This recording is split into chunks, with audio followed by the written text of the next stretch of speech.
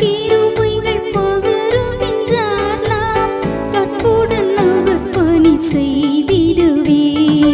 நம்முடைய தெய்வம் இயேசுவல்லால் இந்த நானிலத்தில் வேறு தெய்வமில்லை.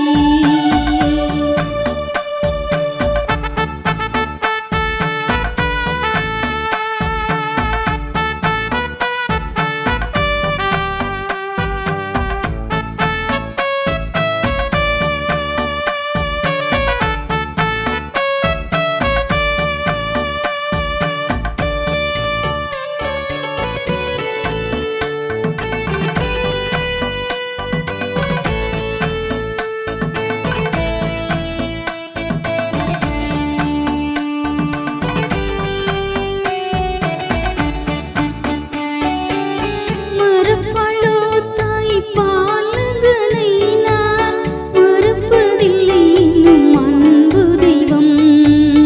மறப்பாளோ தாய் பாலகனை நான் மறப்பதில்லை இன்னும் அன்பு தெய்வம். நம்முடைய தெய்வம் இயேசுவல்லால் இந்த நானிலத்தில் வேறு தெய்வமில்லை.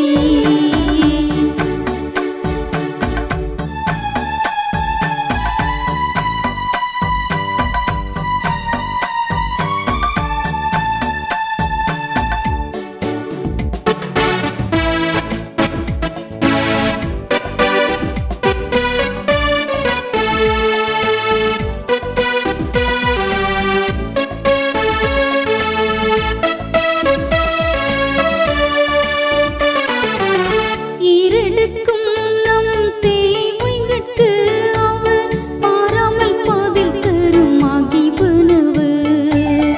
ஈரடுக்கும் நம் தேவைகட்கு அவர் மாறாமல் பதில் தரும் மகிழ்வனவு. நம்முடைய தெய்வம் இயேசுவல்லால் இந்த நானிலத்தில் வேறு தெய்வமில்லை. நம்முடைய தெய்வம் இயேசுவல்லால் இந்த நானிலத்தில் வேறு தெய்வமில்லை.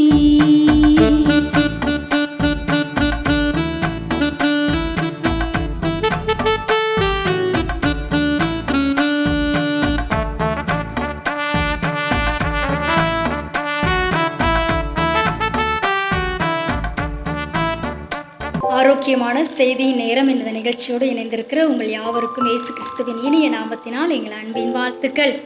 இந்த நாளிலும் கர்த்தர் நம்மோடு இடைபடுகிற வார்த்தை சங்கீதம் 25:22. தேவனே இஸ்ரவேலை அவனுடைய எல்லா இக்கட்டுகளுக்கும் நீங்களாக்கி மீட்டுவிடும்.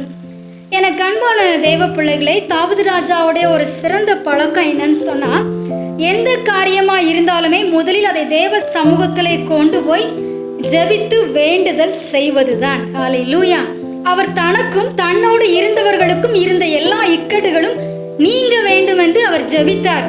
கர்த்தரும் அவர் ஜெபத்திற்கு பதில் கொடுத்து இஸ்ரவேலர்களை அவருடைய எல்லா இக்கட்டுகளுக்கும் நீங்களாக்கி மீட்டு விட்டார். ஹல்லேலூயா. நாமும் நம்முடைய அனுதின வாழ்க்கையிலே எத்தனையோ விதவிதமான பிரச்சனைகளை சந்திக்கிறோம்.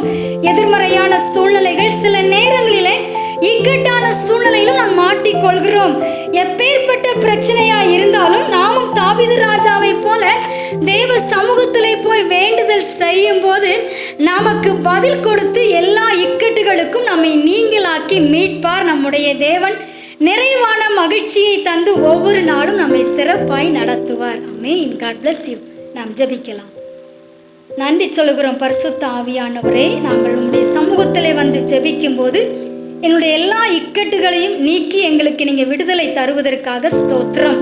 ஒவ்வொரு காரியத்திற்கும் உம்முடைய சமூகத்தில் வந்து ஜெபித்து அந்த விடுதலையை பெற்றுக்கொள்ள கிருபை தாரும்.